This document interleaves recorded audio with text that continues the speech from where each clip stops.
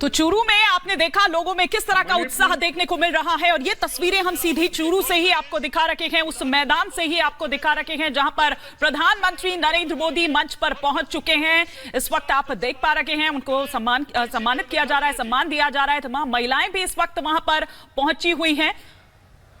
ये तस्वीरें इस वक्त सीधी हम दिखा रहे हैं। मुख्यमंत्री और थोड़ी ही देर में पीएम नरेंद्र मोदी का संबोधन भी होने वाला है, लेकिन उसके पहले ये जरा तस्वीरें देखें। मंच पर पीएम नरेंद्र मोदी मौजूद हैं, यहाँ पर उनका देखिए स्वागत किया जा रहा है और लेकिन बड़ी संख्या में यहाँ पर पहुंचे हुए हैं लोग। 3 जिलों से जाहिर तौर पर चूरू, झुंझुनू और सीकर जो कि शेखावटी क्षेत्र में आते हैं। और इस बार बीजेपी की पूरी कोशिश है कि इस क्षेत्र में अपनी मजबूत पकड़ बनाई जाए और फिर से 2019 के उस नतीजे को दोहराया जाए। हालांकि इस बार देखा जा रहा है कि राहुल कासवा जो कि चूरू से प्रत्याशी थे, 2 बार के प्रत्याशी थे, लेकिन उनका टिकट काटकर फिलहाल इस बार देवेंद्र झाझड़िया को दिया गया है।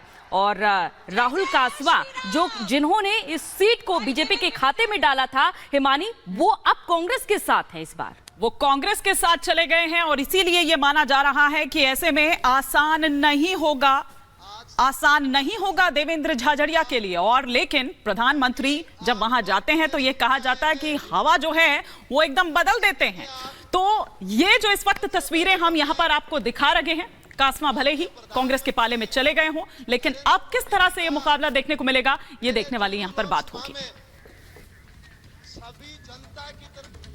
क्योंकि जहां तक अगर बात की जाए कांग्रेस की, तो वहां पर भागम भाग मची हुई है। वहां पर चला चली की जो बेला है वो थमने का नाम नहीं ले रही है। एक एक कर तमाम जो वरिष्ठ नेता है उनका दर्द सामने आ रहा है, उस दर्द को बयां कर रहे हैं। और ऐसे ही कांग्रेस के एक और वरिष्ठ नेता अगर हम हरीश रावत की यहां पर बात करें तो उनकी ओर से यह कहा गया चुनाव में कांग्रेस को जिस तरह से सक्रिय नजर आना चाहिए वो उस तरह से सक्रिय नजर नहीं आ रही है। बीजेपी सत्ता में होने के बाद भी एकदम एक्टिव है, सक्रिय है वो, जबकि सत्ता में हटाने का काम अगर आपको करना है, सत्ता से हटाने का काम बीजेपी को, तो आप उस तरह से एक्टिव नजर नहीं आ रहे हैं, जबकि आपको और ज्यादा सक्रिय होना चाहिए।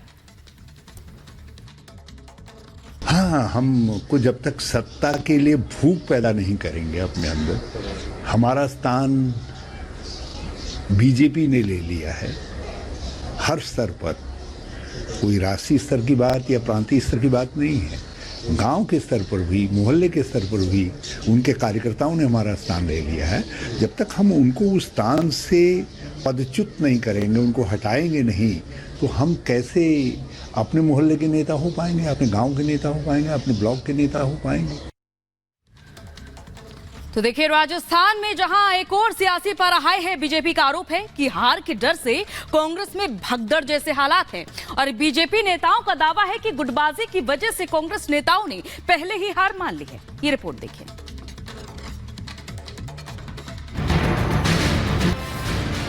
तो कहीं बदलना पड़ गया प्रत्याशी। चुनावी माहौल में एक दूसरे पर आरोप प्रत्यारोपों का दौर चल रहा है।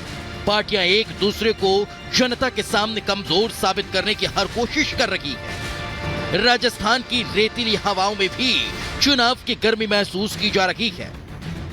राजस्थान के चुनावी मैदान में कांग्रेस और बीजेपी आमने सामने हैं। देश भर में कांग्रेस की हालत खस्ता है। इसका असर राजस्थान में भी दिख रहा है। कांग्रेस के कुछ उम्मीदवारों ने चुनाव लड़ने से इनकार कर दिया, तो कुछ सीटों पर उसे प्रत्याशी बदलना पड़ा। अब बीजेपी ने इसे चुनावी मुद्दा बना लिया है। राज्य के सीएम भजनलाल शर्मा ने आरोप लगाया कि कांग्रेस के नेता चुनावों से पहले ही मैदान छोड़ रहे हैं। कांग्रेसियों में से तो राम जी निकल गए। ये तो कभी यहाँ की सीट बदल रहे, कभी यहाँ की सीट बदल रहे।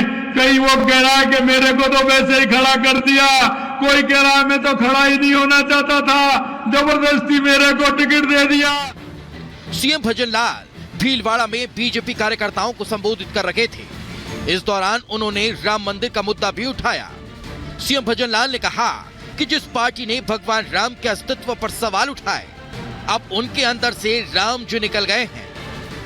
अरे इनमें से तो राम कहते हैं ना, राम निकल गए। ये तो बिल्कुल राम निकल नहीं थे। जिन्होंने राम जी को नहीं मान रहे, उनका राम तो निकलेगा ही। आपको बता दें कि राजस्थान की 25 सीटों पर 2 चरणों में 19 और 26 अप्रैल को मतदान होना है।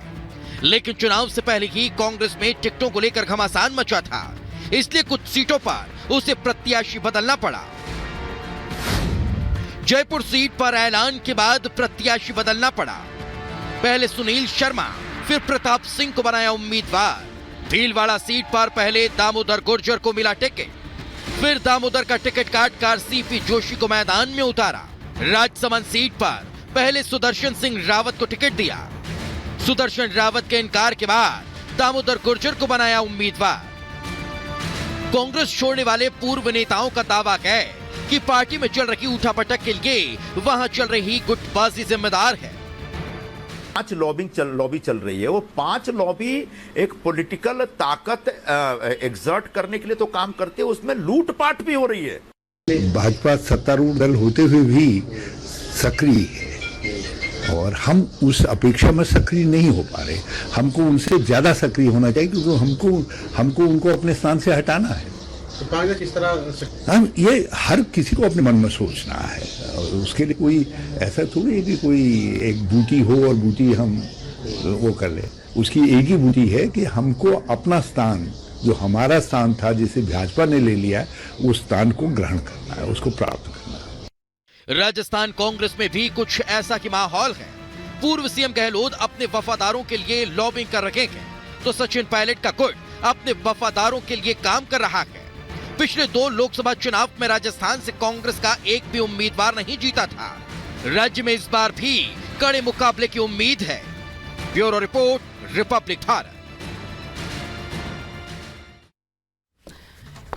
इधर आम आदमी पार्टी की मुश्किलें कम होने का नाम नहीं ले रही है। आतिशी सिंह को अब चुनाव आयोग का नोटिस पहुंचा है और बीजेपी की शिकायत पर दरअसल इलेक्शन कमीशन ने आतिशी सिंह को ये नोटिस दिया है। आम आदमी पार्टी नेता आतिशी ने दावा किया था कि बीजेपी की ओर से उन्हें ऑफर किया गया है और यह कहा गया है कि आप बीजेपी ज्वाइन कर लीजिए, वरना 1 महीने के भीतर आपकी भी गिरफ्तारी इस शराब घोटाला मामले में हो सकती है। बीजेपी के ऑफर मिलने के बाद अब उसके बाद बीजेपी ने यह कहा था कि आप नाम बताएं कि किसने आपको फोन किया था और इलेक्शन कमीशन ने कल शाम 5 बजे तक जवाब भी मांगा था। और जैसा कि आतिशी ने ये आरोप लगाया था कि उन्हें बीजेपी ज्वाइन करने का ऑफर दिया जा रहा है और अब इलेक्शन कमीशन ने उनसे सबूत पेश करने के लिए कहा है। तो देखिए, आतिशी का वो बयान अब आपको सुनाते हैं जिस पर बीजेपी ने चुनाव आयोग से शिकायत की थी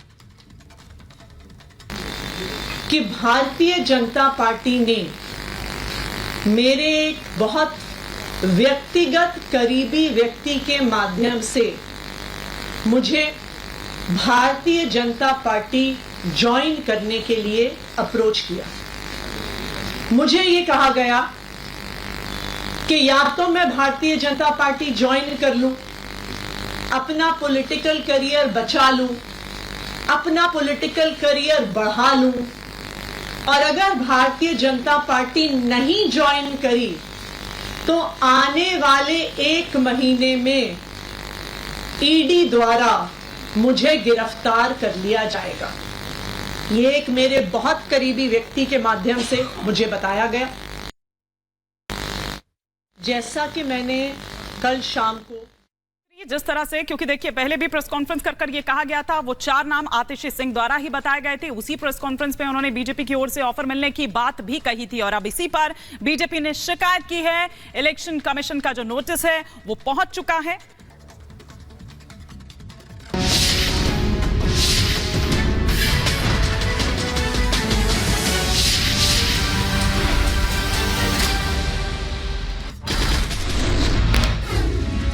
चुनाव आयोग ने आचार संहिता के उल्लंघन को लेकर आतिशी सिंह को जारी किया नोटिस। 6